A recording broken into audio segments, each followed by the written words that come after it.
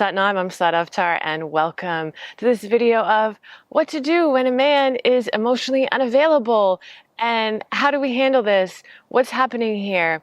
Firstly, I want to say that if you're a Kundalini Yoga practitioner or you want to get deeper into this and develop what is going to actually be the answer to this question of how to deal with a man or someone that is emotionally unavailable, I have an online Kundalini Yoga studio, and it's a special for a yearly membership. Check it out. Really beautiful, deep meditations, deep processing, so we can sit with ourselves and get these answers, from our own wisdom. So moving on, how to deal with someone who is emotionally unavailable, and why does this seem so prevalent anyway, especially with men? Firstly, women, I would like to tell you, if you don't know, one of the main things to remember, men are more sensitive than we are. And I know that seems totally crazy, but they are way more emotionally sensitive than we are. We're just used to showing it and having the societal expectation that we can show it, even if it's been sometimes negatively received, like, oh, women are emotional. And the other component of that is that men's nervous systems are different. They're not as strong as we are. And I know this from teaching Kundalini Yoga. I get a class and we do something powerful like Sat Kriya, and all the women are like sailing and the men look like they want to die. Okay? It's because their nervous systems aren't as strong. And when you're dealing with highly emotional situations, like men get into fight or flight, they want to shut down. The thing is, men don't want to make you cry. They don't want to make you upset. Most men, and the men that do just, run at full speed ahead from those red flags. But, you have to remember that it's just, emotions can be a really scary thing for men. Really, really scary. And also remember that men have a lot of conditioning, that we energetically haven't had to have. Obviously there's, through our lineage, through the dimensions, through, past lives, whatever however you want to relate to what I'm saying, is most of the wars have been primarily fought by men. And that is an energy. And we know from science, if we need to validate with science, that energy is passed down. You inherit all sorts of stuff. Your body, the DNA, the energy. And that has had a massive effect on men being shut down emotionally. I don't think men are shut down. It's just, they react, they react quicker to it. It scares them. It's really, really, really scary.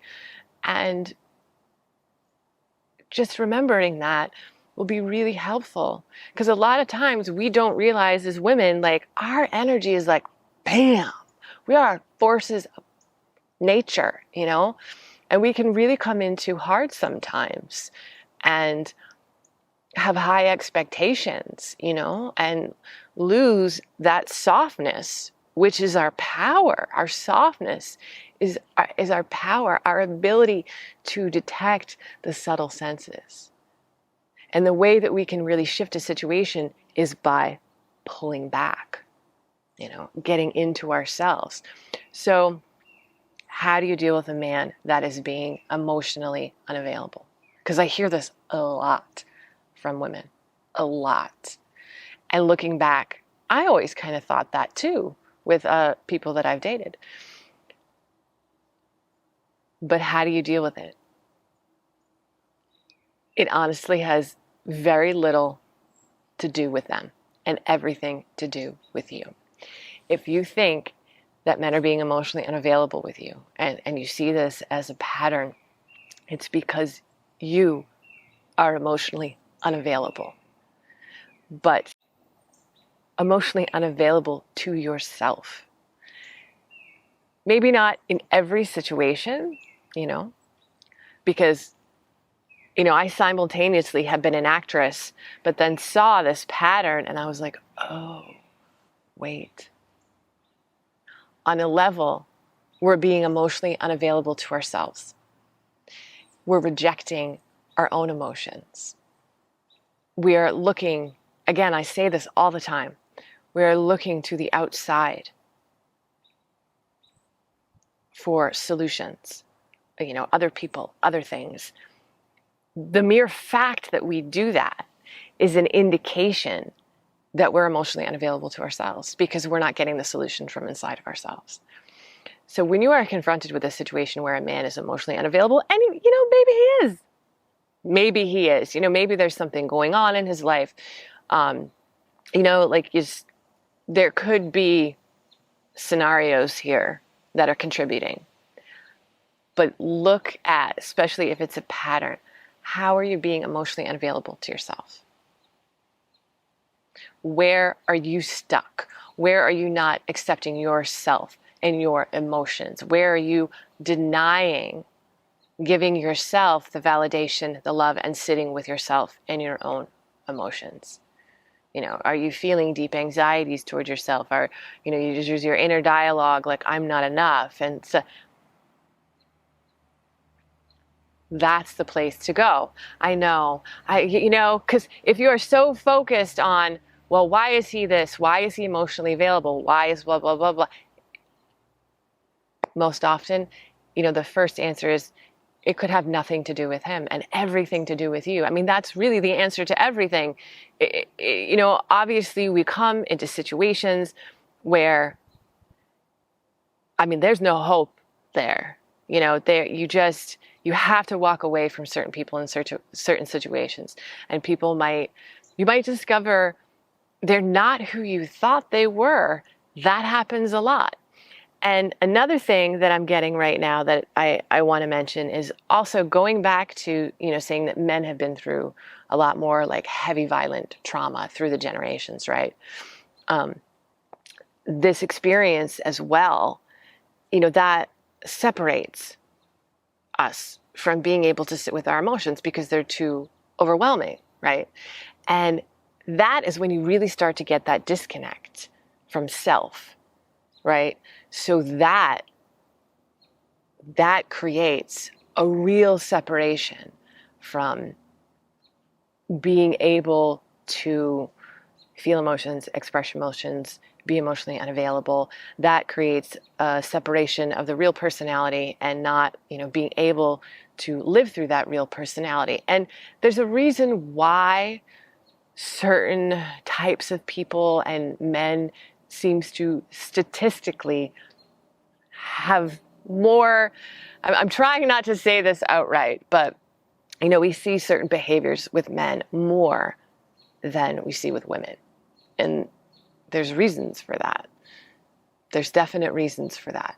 So evaluate, if you're so focused on the outside, if you're so focused on somebody else's, what they're doing in their behavior, the first step that you always do is stop and look at yourself and really start to see what parts of yourself in your consciousness that you're not engaging and that are asking for you to accept them, to love them, engage with them, and begin that process. It's a multi-layered process.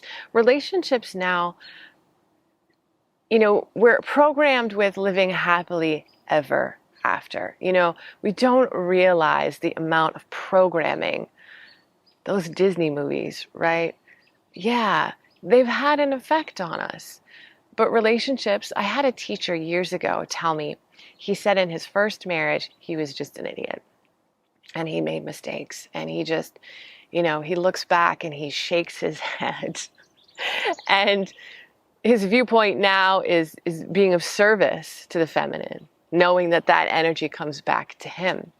And he also said, relationships now, maybe 100 years ago, they were for survival, right? And maybe what was normalized is this like codependency, but this need for that kind of a unit because of the world that we were living in. But now they're for transformation. They're for us peeling off, unlearning, undoing, unwinding, whatever, kind of retraction, dismantling these old systems, old beliefs, and healing our own consciousness. They reflect what's going on with us, and we can really get the best out of them when we look at them and into them and say and see that what we're getting back is something that we are creating, because we are here to live a full creative life and expand it. I hear songs sometimes. I get them from spirits. Both my parents have passed on in the past couple of years, and they'll send me songs and I'll hear them. And yesterday, because I was thinking of relationships in some particular situations, I got the song by the Beatles, All You Need Is Love. All you need is love. There's nowhere you're meant to, I forget the line, there's nowhere that you are meant to be other than where you are, right? Just like, where you are is perfect. You are where you are meant to be. And we create our reality. So what energies do we have within ourselves that we can transform? Because there's a million people out there, millions, billions, billions, unending amount of amazing men and partners to choose from. And unwinding the need to change people, thinking that they're the source of the situation, you never get answers that way, You never get solutions that way. It's always coming into your own self, your own heart, seeing how you're contributing to something. And that can be one of the most difficult things for us to come to terms with. I've been lucky that I have had some amazing relationships, and I am friends with my ex-boyfriends. It's, I figure I was with this person, so I care about them. And I don't want to throw them away, right? And that process of getting to that friendship and that point can be really difficult sometimes. But I can only change myself. And the more I change myself, the more the world changes around me. We are just learning how to deal with our own emotions, really in a deep, deep, deep way. So be gentle with yourself so that the world can be gentle with you. If you feel the need to change a situation, you're feeling anxiety towards a situation, you're rushing, you feel that push, step back, evaluate. Like All You Need Is Love, the song says, you're where you're meant to be. So be there. Get out of the mind, get into the body, because that's where the answers are.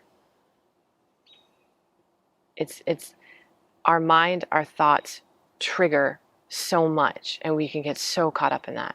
And when we just drop into the body, then we feel like, okay, actually everything feels okay.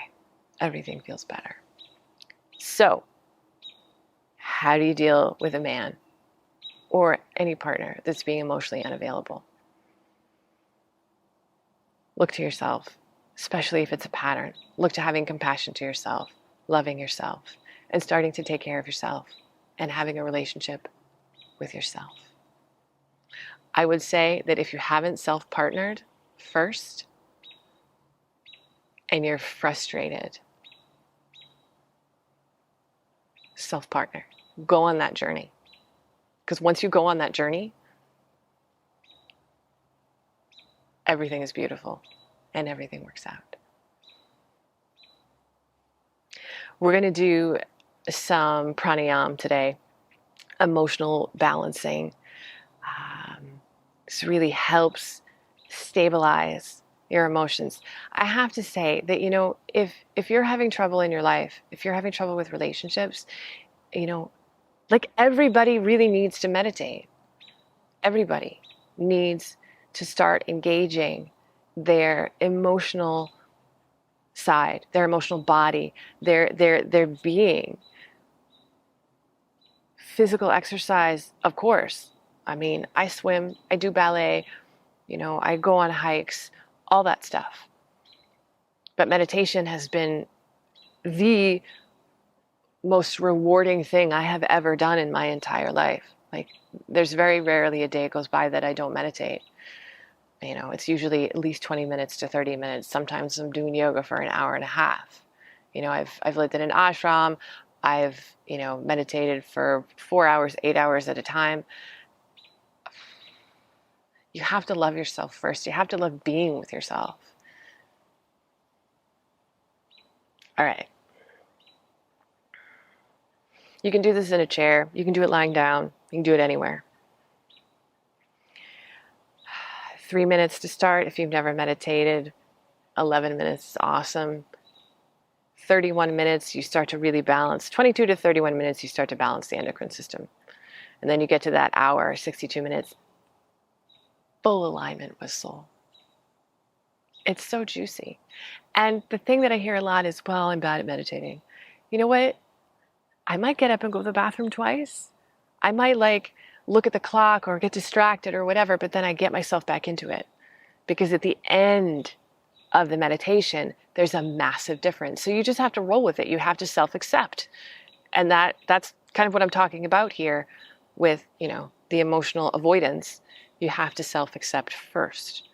So if you can't even sit with yourself meditating and be okay with the fact that you're getting distracted 30 times, try and shut off your phone. Yeah. It's okay. Everything is okay. So close the eyes, focus at the brow point. It's just putting a little bit of pressure on that third eye area, this area, the connection between the pineal and the pituitary gland.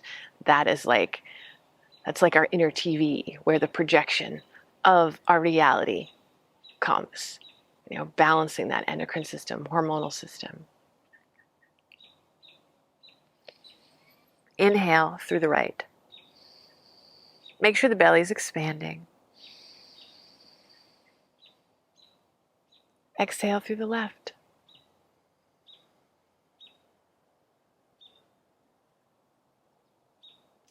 And continue, inhale through the right.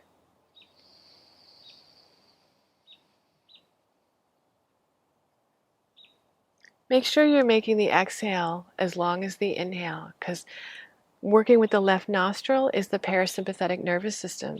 It's what calms you down. And being calm is your best friend when it comes to relationships and communication.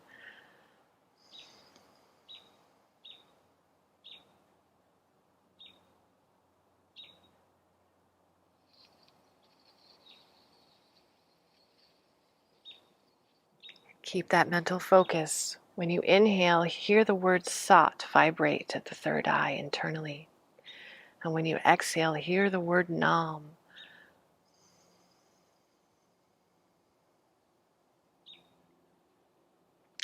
Vibrating, clearing all the distracting thoughts with that Sat Nam, true self.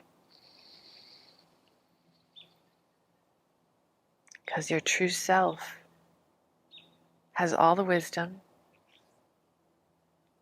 all the love,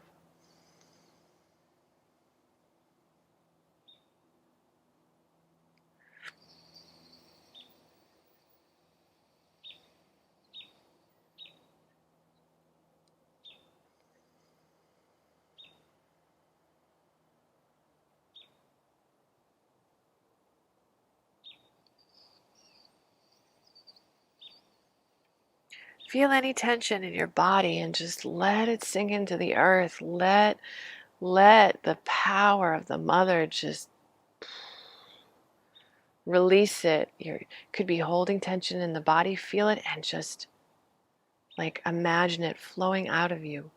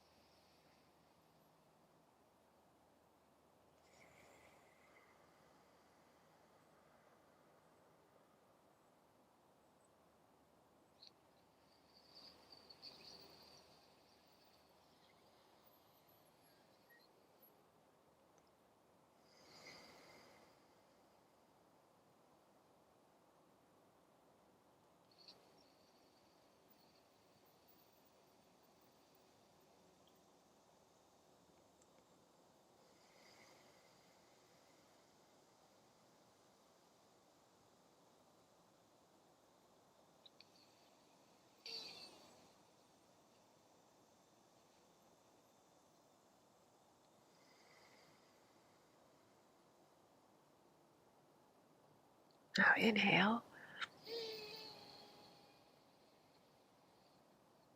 Suspend the breath. Take this space to project love, having the expectation that all will be healed and is being handled and supported and worked out.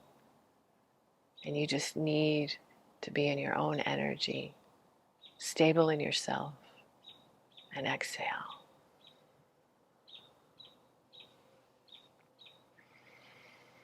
Wow. Thank you for joining me. I'm also a musician, and I make beautiful world music and mantra music and electronic music. And you can catch me on Spotify under Satavtar, and I also remix my own music, Searcher of Hearts. All these mantras are super calming, and we are energetic beings. So I play them in the background, really softly, play them at night really softly, and just start to let the tension unwind. Let it go, and surround yourself with nurturing energy. Nurture yourself, and you'll experience that from the world. See you next time.